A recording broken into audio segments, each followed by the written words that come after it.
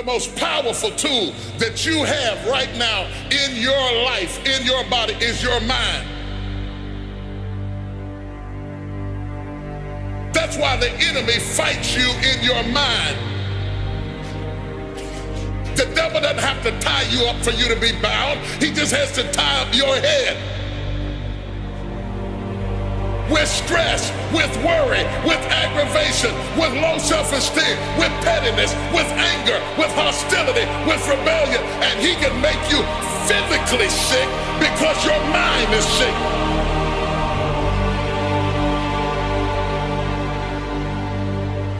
Lay your hands on your head and say, give me a new mind. Give me a new mind means give me a new perspective. Give me a new perspective. Give me a new way of looking at my situation. Give me a new way of looking at my circumstances.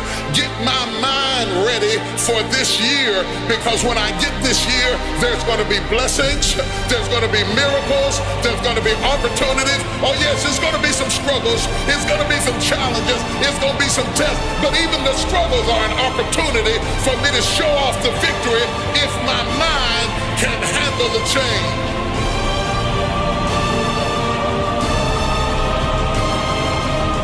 If you can take it, you can make it. If you can take it, you can make it.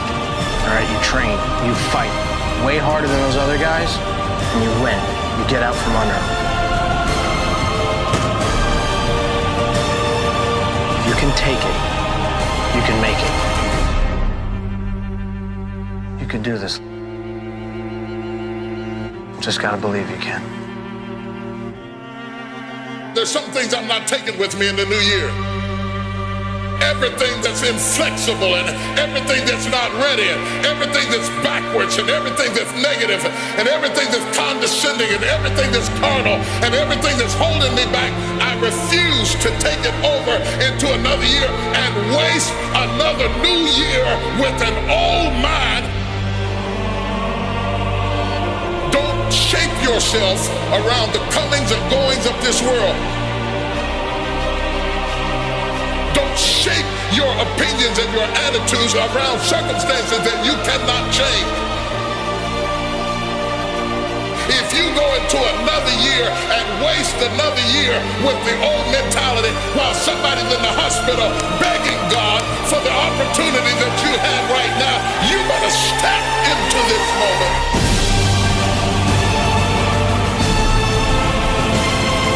As soon as you decide to stop looking for answers in other people and miracles somewhere down the yellow brick road and click the heels of your mind, you could have been free years ago. If you can get your mind out, you can get your money out, you can get your family out, you can get your job out, you can get your career out, you can get your health out, you can get your prosperity out. If you can get your mind out, no devil in hell, no weapon formed against you, no enemy that hates you, no witch that hexes you can stop you from being free. If you can get your mind out, grab yourself by the hand and say, we're coming out of there. Tell them I'm coming out head first.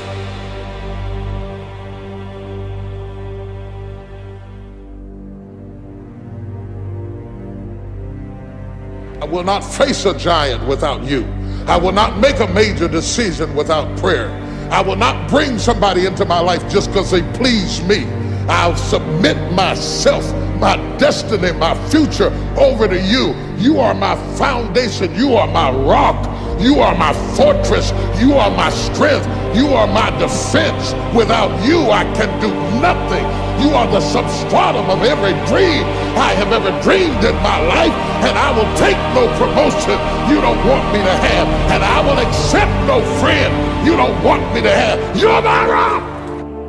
You owe him a level of commitment. You owe him a level of commitment.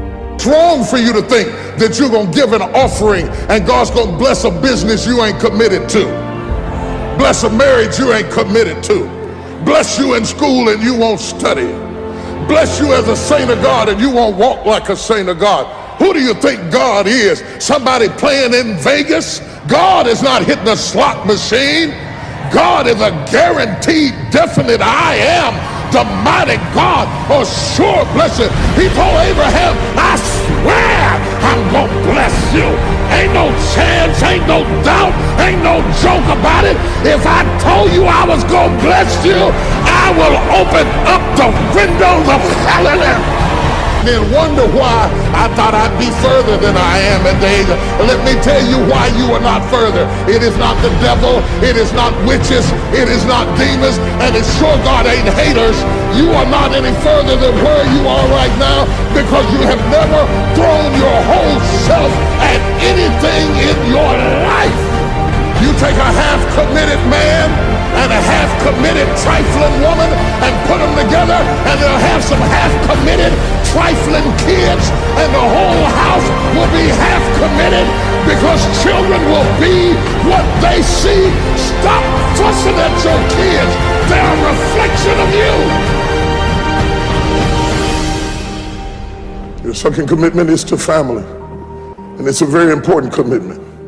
Through the storm and the rain and the heartache and the pain and the disappointment, you have to believe in the we and the us and not the me and the you, or you're not gonna make it. It's a commitment. It's not a feeling. You gotta come home when you're in love, and you gotta come home when you're not in love, or you're not gonna make it. And stay there till the love comes back. It's a commitment. Y'all don't want to hear real truth. You want to hear fairy tale Hollywood shake and bake stuff, but in reality, it's a commitment. Commitment to your dream. You cannot get people to believe in your dream until you believe in it yourself. Stop asking people to invest in things where you have no investment. Stop asking people to deliver something to you where you're not willing to go to the wire for yourself.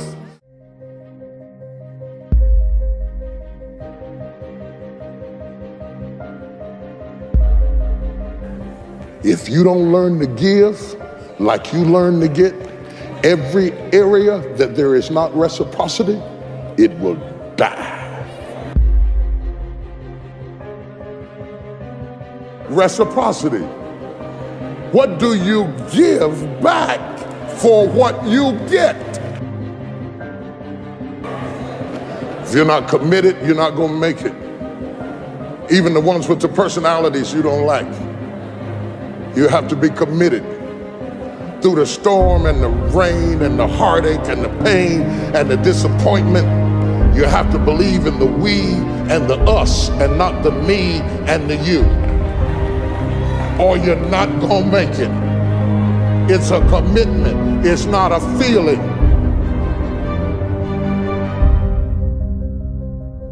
Until you have had the taste of finishing, you will not respect yourself.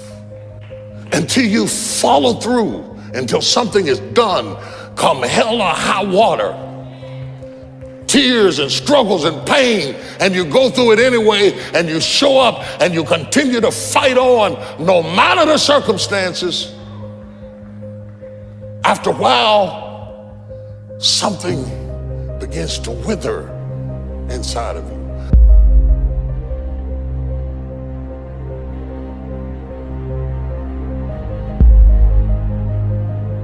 Anytime you need something that you can't give to yourself, you're at the mercy of somebody else, and when they don't come through, you got pain. And what you become is the consequences of what you didn't get.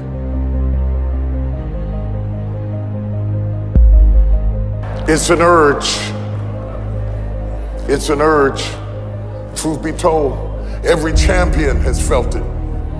Every president has felt it. Every king has felt it. Every lion has felt it. Every winner has felt it. Every soldier has felt it. Every victorious person has felt it. The urge to quit. Don't you give up on your dream. don't care if you don't have the money, you don't have the help, and you don't have the family for it, and you don't have the background for it, and you don't have the friends for it. Don't you give up on your dream. Don't you do it. Don't you do it. Don't you do it.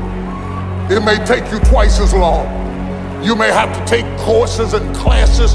You might not read as fast. You might not move as quick. You might not have as much. But don't you quit.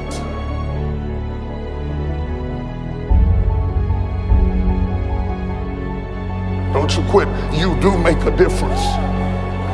You do make a difference. You do make a difference. As weak as you are, as tired as you are, as many mistakes as you made, you do make a difference. There is something they would lose if you were not there. There was something that they would miss if you were not there. You do make a difference. It is not the movement of the clock that produces the newness of life. It is the movement in your mind.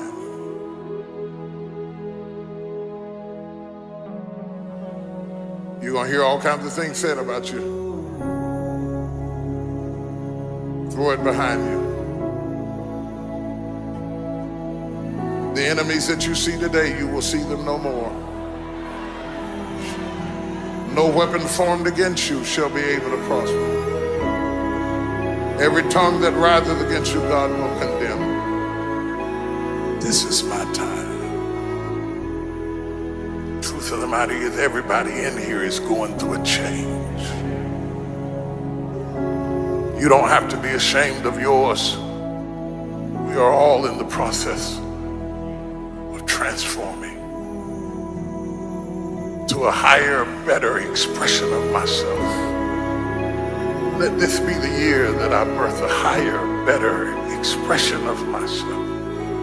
Don't let the habits of my past stop me from this metamorphosis. New year, new me. New year, new me. What separates us is transformation. The possibility of change. The desire to evolve.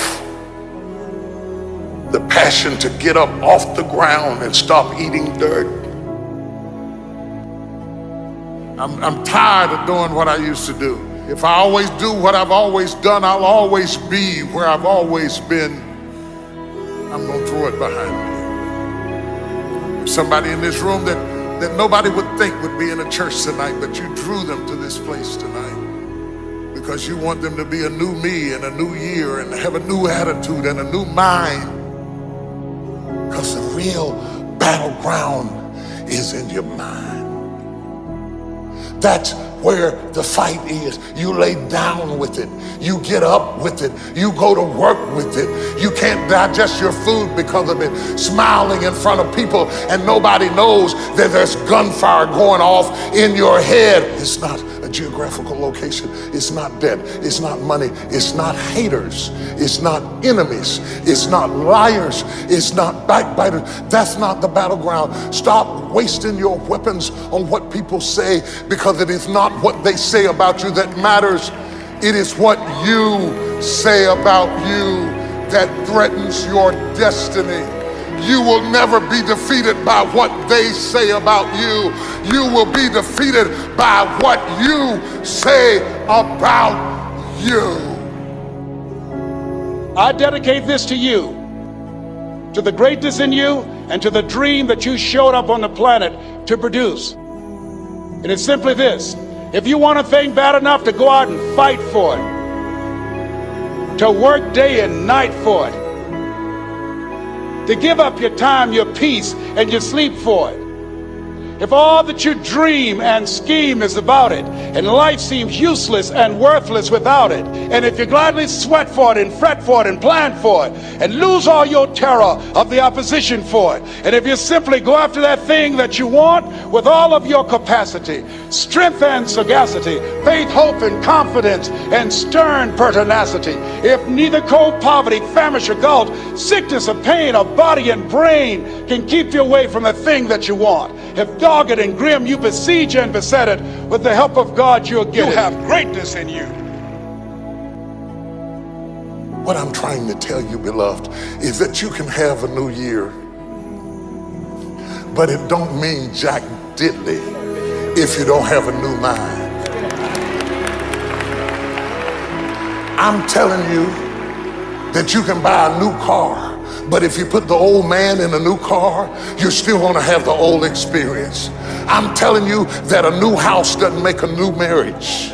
I'm talking about a new outfit doesn't make you a new person. And if you think you are magically going to be a new person, I hate to be the bearer of bad news, because new life comes from a new mind and a new way of looking at your life.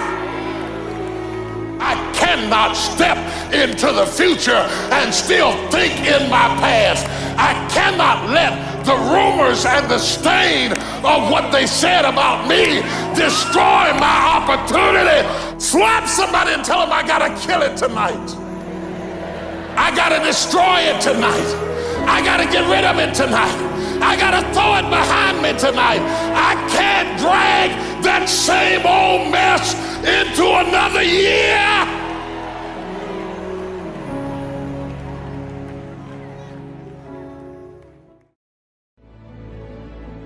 Everybody wants to be a beast until it's time to do what real beasts do. Everybody gets excited. E.T., the guru story, but nobody wants to get up at 3 o'clock. Everybody's excited when I say, I wake up at 3 o'clock, Eric's a beast, 3 o'clock. And then you try it twice at 5, and like for real, you walk out of here pumped up, fired up, you get some new information, you're ready. Everybody wants to be a beast until it's time to do what beasts do. And what you have to understand is, everybody that you're going to hear from, Eric Thomas, my mother got pregnant with me at 17 years old, high school dropout, ate out of trash cans, lived in abandoned buildings, slept in cars, multi-million company that's changing the world. I didn't say America, the world. Why? Because not only do I want to be a beast, if you follow my 24 hours, I do what beasts do. I don't want to motivate you. I don't want to just inspire you. I want to empower you. So we've been talking about what do beasts do? I don't want to just look like a beast. I don't want to talk like a beast. I want to have beast paraphernalia. I want to be a beast. I want to be in beast mode. I want to do what beasts do. And so I told him yesterday, it was the weirdest thing. I was reading the story about the lion and gazelle, just like you. I was reading the study. I was reading it and I was studying. I would read it over again. I would study. I was examining. I would pull back and I would digest the story. I'm going over the story over and over and over and over. And I'm looking for that thing. I'm looking what makes a lion a lion. I'm looking because if I can find out what makes a lion, I can help you turn that switch on. Because we all have it. That switch is in all of us. It's in a high school dropout. That switch is in someone who was homeless and ate out of trash. That switch exists in all of us. And I knew if I could turn the switch on, and if I could teach you how to turn that switch on. And so I'm reading the story and I'm asking myself, okay, Eric, what are the similarities? And the similarities are every single day in Africa. Woo, I love it. Every single day in Africa, I love it. It doesn't make a difference. It doesn't make a difference if you're a lion or a gazelle. When the sun comes up, I love it. If you're a gazelle, you wake up with this notion that I must outrun the lion if I'm going to survive. Listen to me. I don't know what your business is. I don't know what you're trying to do personally, but there's something you're going to have to outrun. Every single day when you wake up, something you're gonna have to run. For some of you, it's alcohol. For some of you, it's other substances. For some of you, it's depression. For some of you, it's your past. For some of you, it's procrastination. For some of you, your inability to stick with something, to start and finish. For some of you, you can't execute. I don't know what it is, but every single day, like that gazelle, you're gonna wake up and boom, you're gonna have to run from something. That's something you're gonna have to get away from to survive. And that's all the gazelle is doing. He's running from the lion because he's trying to survive. But what's weird is that even though the lion is considered to be one of the most ferocious animals, one of the most dangerous animals, one of the kings of the kingdom, that when the sun comes up in Africa, that the lion has to do something too. Even though he's great, the gazelle's not going to come and just let him eat him up. He's going to have to chase that gazelle down. He's going to have to kill that gazelle. And so when I read it, that's the similarity.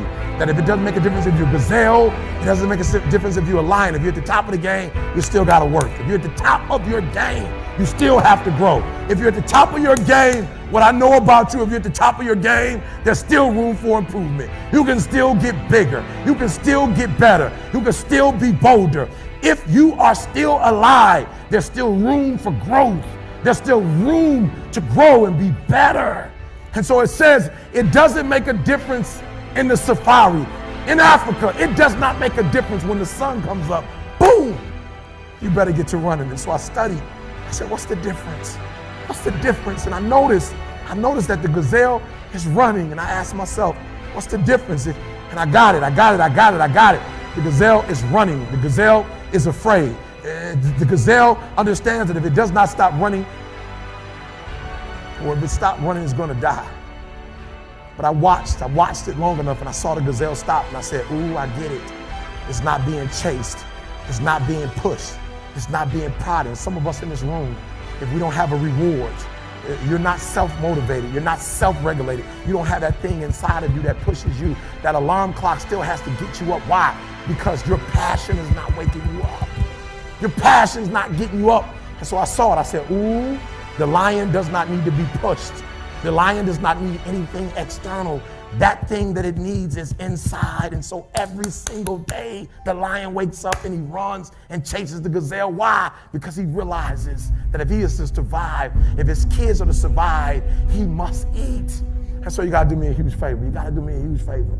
You got to get to the point where you don't need a car anymore. You don't need a house anymore. You don't need to be pushed by anybody anymore. Your dreams, your wife is going to push you. Your spouse is going to push you. Your child is going to push you. The need to get better is going to push you. Because you're closer than you're ever going to be, it's going to push you.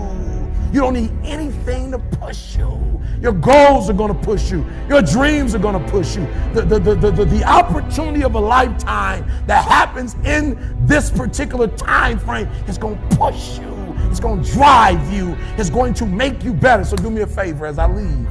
You can't be average anymore, 70%. You can't do it. You can't do it and have what you want. You can't give me 70 and be what you want. You can't give me 70 and do what you want. You can't be average anymore. You can't be good anymore, 80%. You can't be good anymore, 80%, and have what you want. You can't be good at something and have everything you dreamed of. To make your dreams become real, to no longer dream them but walk in them, you can't. 90%, you can be good, you can be great, but you still won't get it all. I'm telling you, but when you become phenomenal, there's nothing you can't have, nothing you can't do, nothing you can't be. And I believe that you're in this room right now. I believe that we're in the same space right now. I believe we're all in this place together. Listen to me. I believe that we're all in this place together because all of us hate average. None of us want to be good. And for those of us who've reached greatness, we have a desire to push past greatness and see what phenomenal looks like. So I need everybody in the room, when you think about your goal and you think about your dream, I need you to understand, as I said to my wife in that hospital room, I can, I will, I must. I need everybody to say it with me. I can, I will, I must. Come on. I can, I will, I must. Again, I can, I will, I must. Now for those of you, you want it all. Every single dream, every single goal. As I say it, for those of you who really want it, you're going to say it and you're going to stand and you're going to say it like you mean it. I can, I will, I must. Come on. I can, I will, I must. Come on. I can, I will, I must. Now say it like you mean it. I can, I will, I must. Again, I can, I will, I must. Again, I can, I will, I must. Now I need you to think about that loved one, that individual that you have to do this for. I need you to say it with me. I can, I will, I must. Come on, for that individual, I can, I will, I must. For that person, I can, I will, I must. For that thing you want to accomplish, I can, I will, I must. Again, I can, I will, I must. Now I want you to think about that hurdle. I want you to think about that thing that keeps pressing you down. I want you to think about that mountain that's hard to climb. I want you to think about that thing that you just can't seem to get over. We're going to get over it today. We're going to get over it. We're going to get over it together. I can, I will, I must. We're going to add to it. I can get over it. I will get over it. I must get over it. Ready? I can get over it. I will get over it. I must. Come on, come on. I can get over it. I will get over it. I must get over it. You just want to step out of it, to step out of the whole race, the whole business. The monstrosity of being alive overwhelms you.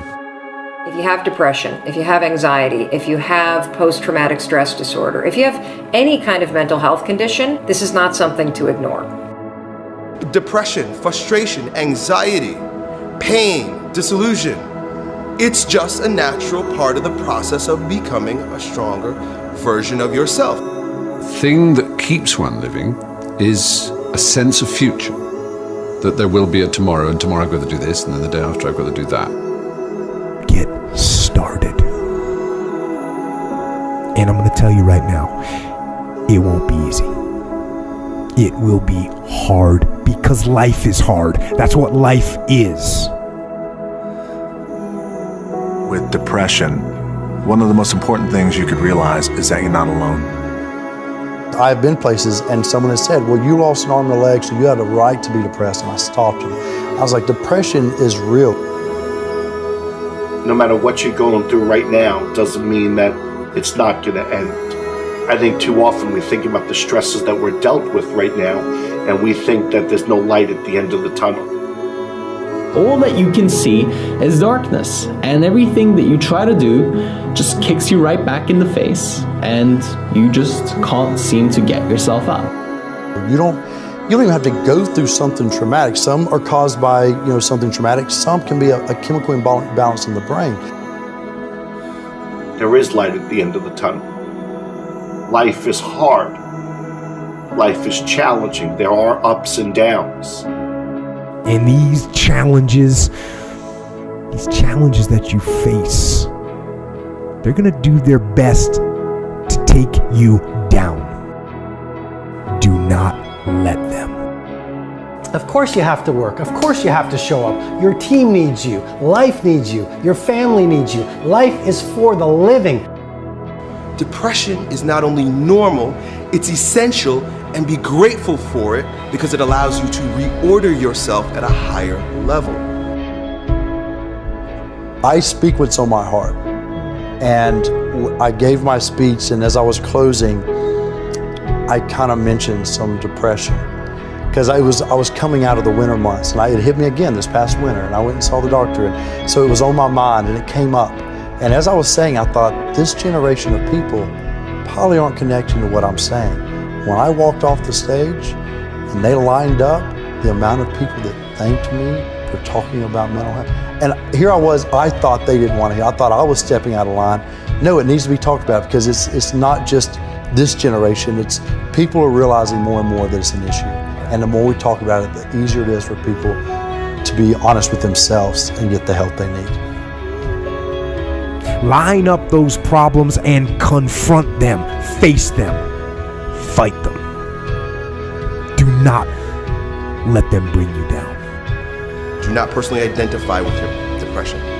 See it as you see winter, and winter always leads to spring and summer again. See it as you see nighttime. Nighttime becomes daytime again. Hold on to that fundamental quality of faith. And on the other side of your pain is something good. Suicide is a permanent solution to a temporary problem. No matter what you're going through right now doesn't mean that it's not going to end. Stand up, dig in, let those challenges raise you up, let them elevate you. let their demands and their trials make you stronger. Adversity you face today turn you into a better person tomorrow. You are worth more than diamonds. All the diamonds in the world, you are so precious. Every single one of your hearts, you can do something. Life is not always good. Life is always not rosy. But life is worth living. There's one thing that if you did every single day, it would make an extraordinary difference in whatever mental health issue you're struggling with, and that is exercise. And the reason you've got to exercise every day is because what we know about human beings is that when you physically move, your physiology changes, and that changes your brain. Take the time to rest. Because just what if that resting is the key to world-class producing? Get outside and exercise every single day as if your life depends upon it, because you know what? It does. Your brain needs it, your body needs it, your mental health needs it. And I feel like if you had heart problems and saw a cardiologist, well, everyone would be concerned about you, would know you're doing better, and it would be open and honest with the crew. But the most complicated organ in your body, if you have a problem with it, suddenly we don't want to talk about that? No, and you can get over it. And that's what people need to realize. You can be cured. You can get past it. I assure you, the clouds will lift. Right, there is sunlight above the clouds. You're just looking at the clouds right now. And they will lift, and crisis has come to teach you the big lesson you're meant to learn to move to your next level in the next chapter of your greatest life. This depression will pass. It will go away, and something much better will take its place. But for right now, all that you really need to know is that you have to make it through. Getting your heart rate up, getting outside, breathing, feeling connected, getting out of your house, which may make you feel depressed and trapped. The man I am with you right now as I speak with as much authenticity as I know how to share is the result of my times in the valley of darkness. Doing that every day, that physical push, you don't have to run. You don't have to go to an aerobics class. Get outside with your dog in the woods. Walk with a good friend for 2 or 3 miles. Doing that every single day not only moves your body, which changes your mind, it gets you out of your physical environment, which is one of the things that people with depression tend to have a hard time doing. And it also creates a bit of momentum and a bit of a routine in your life. Every time I experience a bout of depression, I come out on the other end a different person, doing different things. But it's because I'm aware of what's happening and I'm aware. I want to see the opportunities as they present themselves to me instead of falling into the depths of a spiral down depression because I'm personally identified with what is happening when I'm upset. And your schedule is not full and you actually feel like you're wasting your life because you're not this epic producer. What if those times were actually a different form of productivity? What if those times were actually being productive in a different way, where you're actually producing not in the world, but producing within yourself, producing strength, producing new insight, producing new ideas, producing new capabilities, producing new energies, producing new emotions, shifting from fear to love, because when you go through difficult times, what do you really do if you feel your fear and your pain? You release it. It's out of your system, and you grow in love and bravery and strength. What does that do to your craft? What does that do to your power? What does that do to your bravery? What does that do to the light that you bring into the world? You become this incredible force that is undefeatable. I suggest to you that if you are facing a challenge, don't stop. Stay busy. Work your plan. Continue to do those things that you know that work for you after you have evaluated yourself in the situation. Continue to move. Stay busy, stay busy, stay busy. You are part of a larger cosmos, whether you know it or not. And communing with nature allows you not to see the bars of the prison cell, but the stars of the universe. And if you can connect with those every day, my dear friend, you will Use your pain as an instrument for your greatest growth. And then you try something new. And then you'll also go to school and people will put you down and parents will tell you that you're a failure because you failed at a test. And you start believing the lies around you, saying that you're not good enough and no one's gonna want you and you'll never ever do anything good in your life and you'll never ever, achieve the dreams and goals that you wish you had done or wish that you could do. And these steps take you closer. That voice saying, you're not good enough, you're not good enough, you're not good enough, and all you need is one more step to fall. So you have a choice to know which step you're going to take today.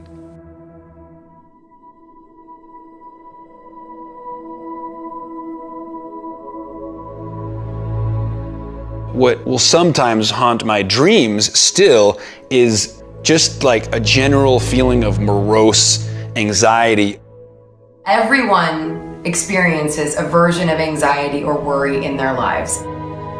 I don't know why I opened up and talked about it, but I guess I was just sick and tired of just having it inside of me for 20 plus years, and I was ready to make a change. What helped me the most, that I want to impress upon all of you, is that I realized that part of my identity is saying no to things I don't want to do.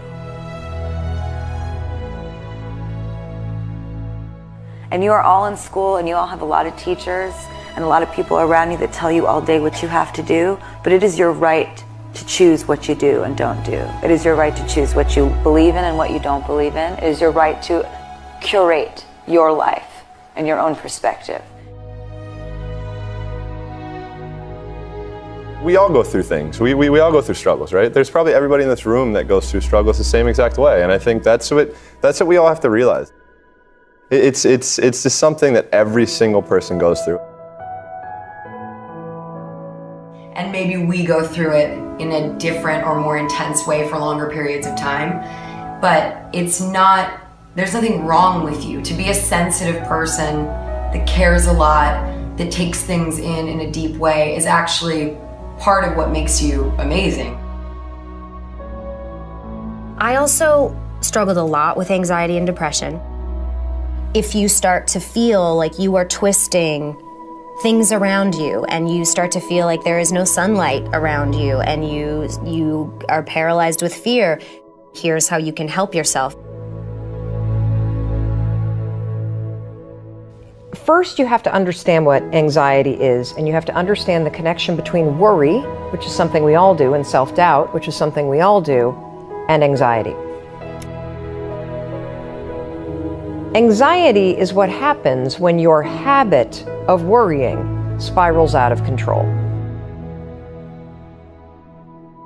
It's important for you to foundationally understand that anxiety and worry are the same thing. It's just that your body starts to get agitated, and that's when we call worrying anxiety. Your heart races. You might sweat a little bit. You might feel tightening in your chest. You might feel a pit in your stomach. You have a surge of cortisol. You can actually beat it.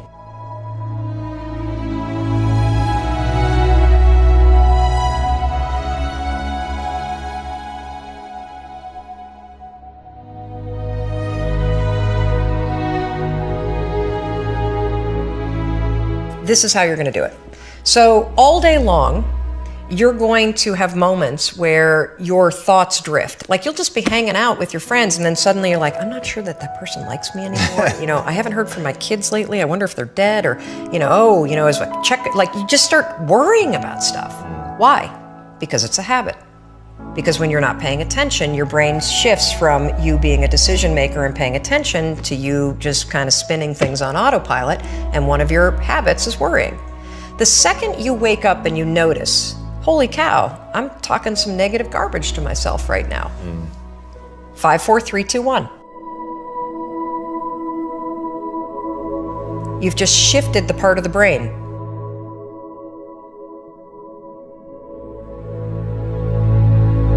You've shifted from the basal ganglia, which is where your habit loops are spinning, and you've awakened your prefrontal cortex.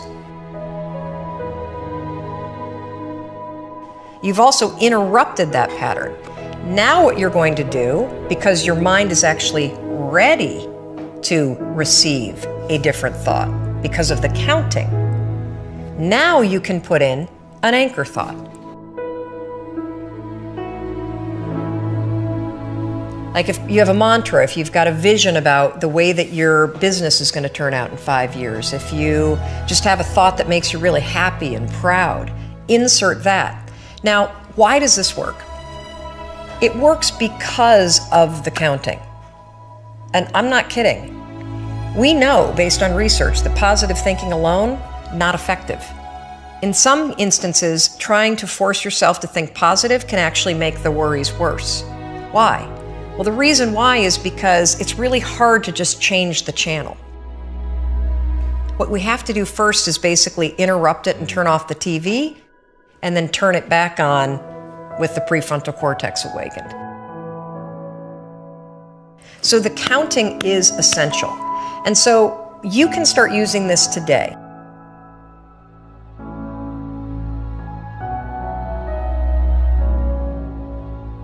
And the problem that I have with anxiety is the physiological side of it. I got shallow breathing, rapid heart rate, and most terrifyingly, the blood is actually leaving the prefrontal cortex. And so you're getting into a position where your higher level cognition is actually being shut down because it doesn't have blood flow.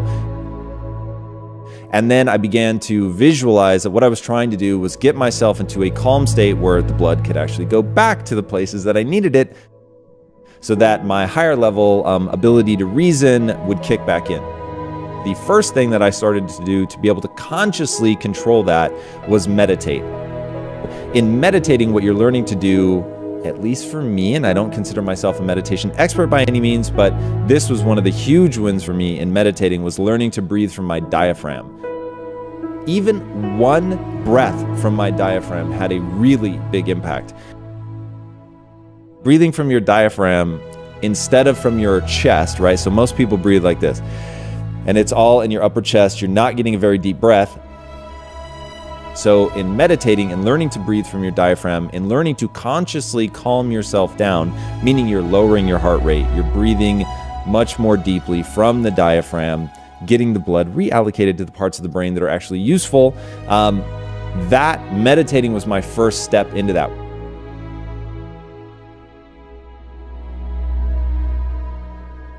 When there are really hard times, there are so many tools that you can use to help yourself in those times, and it does get better and easier as life goes on and you start to get to know yourself more and what will trigger certain instances of anxiety and where you feel comfortable and safe. So I would just say, don't ever feel like you're a weirdo for it, because we're all weirdos.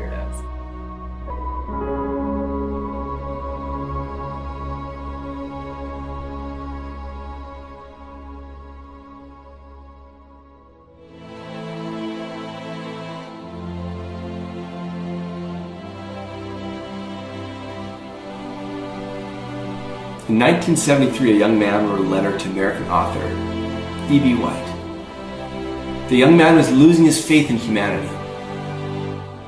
And this is the reply he received from White. Hope is the thing that is left to us in a bad time. I shall get up Sunday morning and wind the clock. E.B. White wrote those beautiful words in response to fears surrounding our future. As long as there is hope, get up and wind the clock. At times it doesn't matter the view, does it? You may be looking in the mirror at your own life. You may be looking out the window at what's happening around you. The future becomes bleak, days full of fear.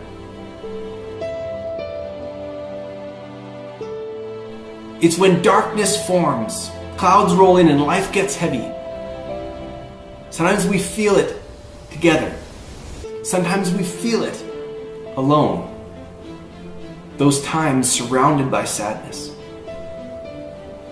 And in those moments, what are we to do? For there is but one sensible response, isn't there? We wake up and we make tomorrow better than today. We get up, we rise, we wind the clock. And we are to do it with our heads held high so that we can be the first ones to see the sun as it starts to poke through. You know, if you're down and you can see a reason why you should be down, then that brings with it a certain clarity. But if there's no reason, you tend to think, well, why on earth am I feeling like this? I don't understand. If you're like me, you're feeling it lately. We're in a moment when the clouds have covered some of the light. The way forward may seem to be slipping from view. The path of progress, which has been so hardly fought for, can feel like it's fading. Perhaps it was the path you were declaring for yourself, and now it's changing. It's shifting. Gone. And hope is the thing that has left us in a bad time. But hope is not the final fragile string. Hope is the start. Hope has a strength. It means something new is coming. Because it always does. Clouds break. The sun shines. In fact, it's never stopped. So in E.B. White's words, hang on to your hat. Hang on to your hope. And wind the clock, for tomorrow is another day.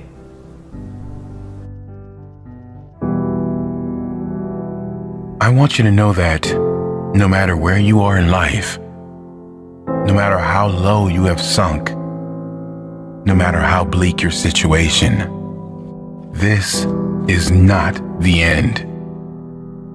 This is not the end of your story. This is not the final chapter of your life.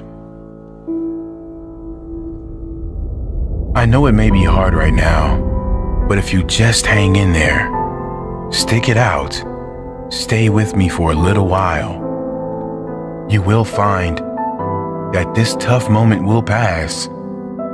And if you are committed to using this pain, using it to build your character, finding a greater meaning for the pain, you will find that in time, you can turn your life around and help others going through the same struggles.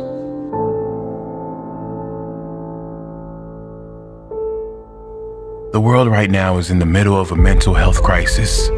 It's estimated almost half the population suffers from depression at some stage throughout their life.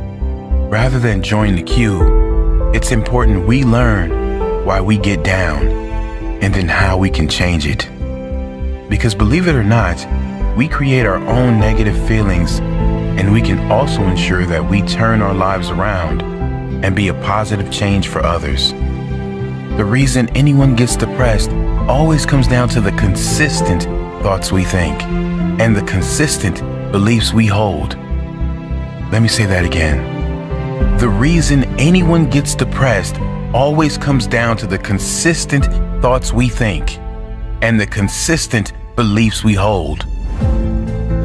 The point here is that anyone that is depressed is so because there is an external factor that didn't materialize in their life. They have lost something outside of their control or don't have something that is out of their control. In school, we are taught how to get a job, but no one teaches us how to live in a state of happiness. No one teaches us how important our conscious and unconscious thoughts and associations are.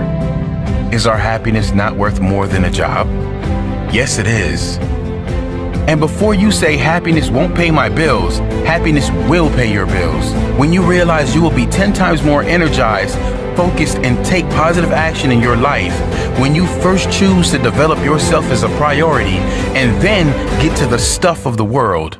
I've seen some people who many would consider to have it all in their life because they thought they were not good enough.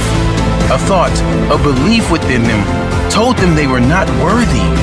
These people that many were jealous of, many envious of, were not good enough. You must value yourself enough to take the time every single day to work on you, to engage in something that will ensure you are a positive influence on the world. This, of course, doesn't mean life will suddenly be perfect. The same life challenges will show up, but if your mind is strong, if your mind is at peace, your reaction to the challenging times will be very different. your reaction will be, how can I make this work? Not why is this happening to me? And then others will look to you, not with pity, but with hope. Because your strength will become their hope, their strength. You really can be that powerful. You can ditch the victim story. You can leave the pain behind and focus on how you will react next. How you will react positively. Read all you can read to get your mind in a positive place. Take steps to ensure you will be in a better position next time. Whatever pain you are suffering from, how you can ensure it won't show again. Take little steps, and soon you will be at the top of the staircase. Don't give up. You are worthy. You are more than worthy. You deserve to experience how great life can be, and you owe it to the world to be that positive change for others, to inspire others who will look to you and say, he did it, she did it, and I can do it too.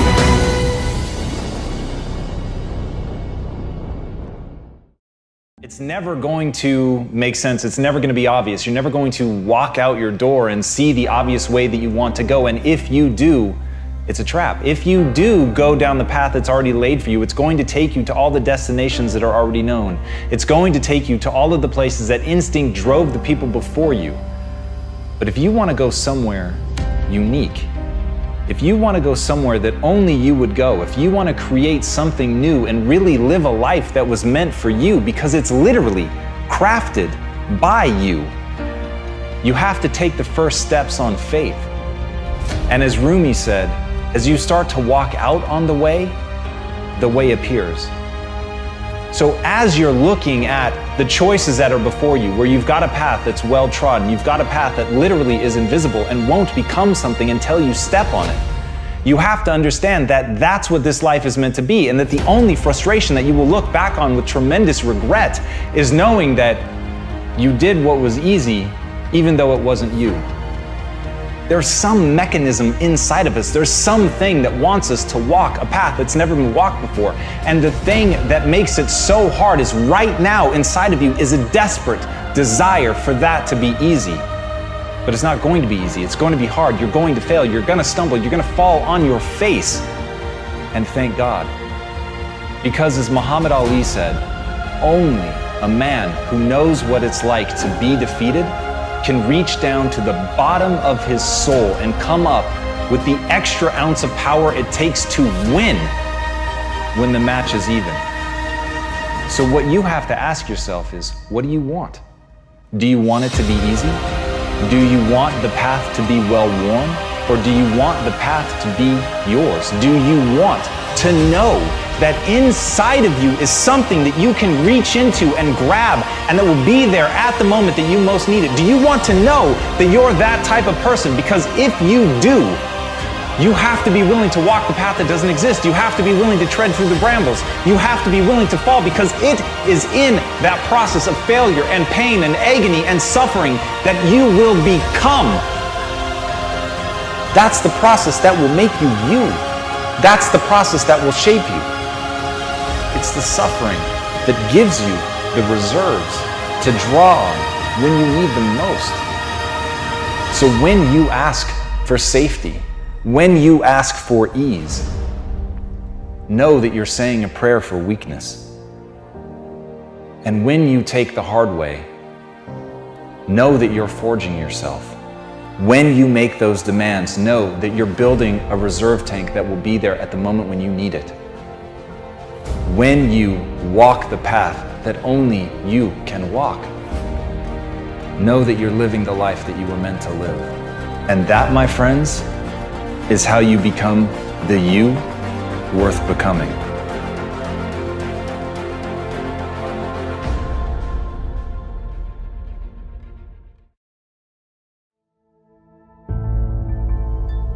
The wolf on the hill is never as hungry as the wolf climbing the hill. It's not easy going it alone, but if you keep going, stay true to yourself, it will be worth it in the end. The hardest walk you can make is the walk you make alone. But that is the walk that makes you the strongest. That is the walk that builds your character the most. To all of you fighting battles alone, to all of you going against the grain, battling the naysayers, stay strong. Keep going. Stay strong. Keep going. This walk is hard, but the hardest walks lead to the greatest destinations. The toughest climbs always lead to the best views. It will be worth it in the end. And if you show what you are made of, the right people will show up in your life. You won't be a lone wolf forever.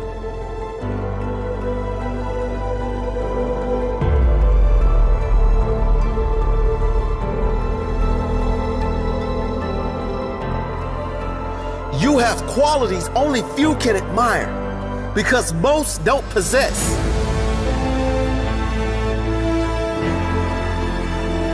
You have strength only few can understand because most have never experienced. So don't give in. Don't settle. Don't lower your expectations to fit into the world. You were born to stand out. You were born to lead. Lead the pack.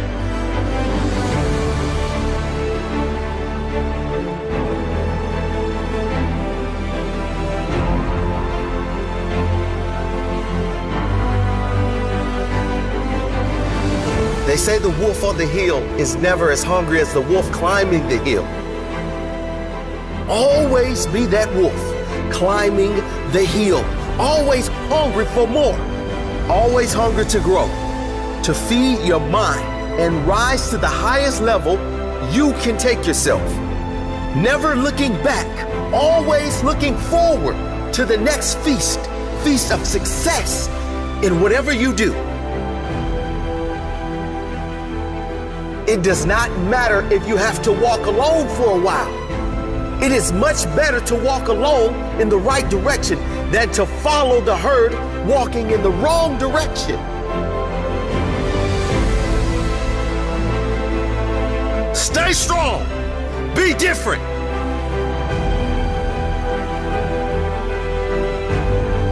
Your destiny is in your hands. Get out there and hunt it.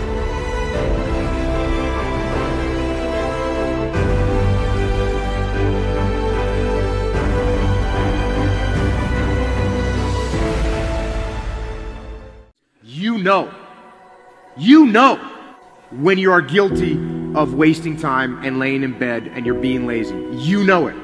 Whether that was 7 o'clock in the morning or 6 o'clock in the morning, you know it. You have to start the cycle of waking up early by waking up early. Success is not convenient. You have to do what is required to accommodate success. Holding the line, maintaining the standard, giving no slack, none. That's the discipline. There are opportunities that are going to come your way, and there might be some other things going on, and you have to make a choice. You have to ask yourself the question, what do you want? Because if you don't know what you want, nothing else matters. How I'm about to use my time. Is it positive? Is it purposeful? Is it leading in the direction of where I'm going and the meaning of my life? Is it productive? And is it profitable? But when you know what you want, why do you wake up at 3? Because I know what I want. One thing that discipline definitely does help you with is it helps you get things done. And when you get things done, when you actually do things, you have more success. I wake up, boom, and I go pursue it.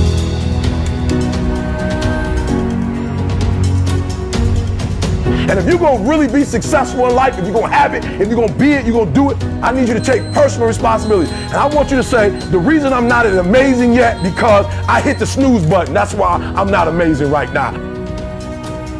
big part of success is just not being lazy and just doing it. That's like 90% of it is just showing up. The reason why I'm not amazing right now is because I couldn't get up early enough because I told myself I'm not an early person. Get there and start working. Like, you're not gonna feel perfect every day. If I only worked out when I felt good, I'd be a fat. I'm not amazing because I would prefer to make excuses than make adjustments. That's why I'm not amazing. Because there's a lot of days I don't want to do it. It's pretty much the same with everybody that actually gets good at something. I want you to do me a huge favor. I want you to stop talking about this person didn't do that person didn't do this thing, I didn't have that, I didn't grow up here, I didn't get this advantage, I didn't get, kill it. There's got to be those days you push through. Are you hearing what I'm saying? Why haven't you reached amazing yet? Just keep it 100. I'm not amazing because I'm lazy. Just look at yourself in the face and be honest. I'm not amazing because I'd rather spend my money on shoes. I'd rather spend my money on stuff than to make a sacrifice in a book or to fly and go to. I'm not amazing because I'm not doing what I'm supposed to be doing to be amazing.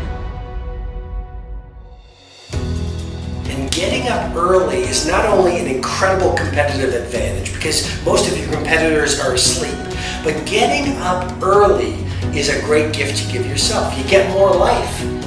I always say that I'm like the most lazy, disciplined person I know because I don't want to do it. Yeah. But I always do. Do you want to be an artist? Do you want to be an engineer? I don't know, but I want you to start the year off. We're not talking about, fake dreaming and just writing goals down to be doing it. I'm talking about knowing what you want, because when you know what you want, that's where the drive comes from. That's where the passion comes from. When the thing is done, when the discipline has been implemented, remember what that feels like, and then remember that those minutes and those hours, they turn into weeks and months and years, and holding the line in those critical minutes will put you in an infinitely better place, physically and mentally, if you maintain the discipline. I don't have my morning routine game, I feel, out of sorts. So I think it's true for everybody. You gotta own your morning, you gotta win it, because that starts and sets up everything else. People need that discipline, those routines that will help the rest of the day go better. Get some momentum and be okay if that momentum is really small, because it will build. Trust it. That momentum builds, and trust that those gloomy and bad, dark days, trust that those are going to be there. Honor the difficulty. When we honor the struggle instead of hate the struggle, we can really achieve extraordinary things because our mindset's in the right place. Now, the first night, you're gonna have a hard time going to sleep. What you do is the next morning, you wake up early anyways. That first night, you only got 5 hours worth of sleep, and now you're tired throughout the day. Good! Because then when you get to bed that night, you will turn off that computer, and you'll be able to go to bed earlier like you wanted to. You can live on 6 hours sleep, so you have 18 hours. You have 18 hours. I wanna know what you're doing with your 18 hours. Because you can work your 9 to 5, and that's 9, and you can travel for an hour here and there, respect, nice little solid commute. Oh, you wanna be a family man? Mazel tov. You can spend 2 hours with your kids. What are you doing with those other 5 hours? You're watching House of Cards. You're playing Madden. You're relaxing from the other intense 10. Gary, I already spent 11 hours. Well, great. Then don't complain or want more. Respect that by getting rest and this and that, you were giving up opportunity to go into a new world. You want the audacity to have a 1% life. Let's call it what it is. You want to live as well as the 1 to 2% in the world. It's not very complicated. The math is very raw. If you want to have one of the best lives in the world, which is you live on your terms, you have to pay your dues to get there. And you have to be lucky enough to figure out that you had talent in the thing that you actually want to do. Because you can work 24 hours a day, and if you stink at golf, or you're not a good content producer, or your logos look like that I would make, then you're gonna lose. So that's what you gotta do.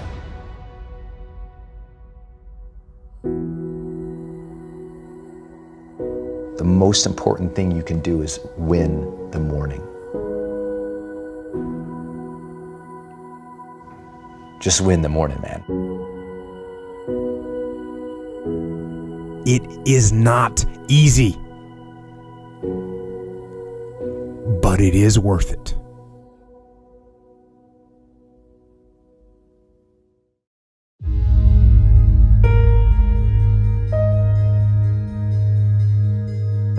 The attitude is it can't be done because they haven't seen it. They're judging according to appearances. The people that are going to make it in the future, the people that are making it today, let me share something with you. History is being read, but it's also being written by people with imagination. It's necessary you take responsibility for it, that you make it happen, that you don't give up, that you don't take any objection or disappointment or defeats personally, that you keep on keeping on, that you don't decide that I can't make it because you can't see the light at the end of the tunnel, that you realize that's a part of the program. You must have faith. You've got to believe in yourself. You've got to believe in your abilities. You got to believe in your service, your company, your ideas, unquestionably. You got to have faith, and that faith gives you patience. That it's not going to happen as quickly as you want it to happen. When you got an idea, you want to move on. You might not have the money, you might not have the education, you might not have the support or the resources you need. What is that something that can keep us going, that will enable us to act on our dream?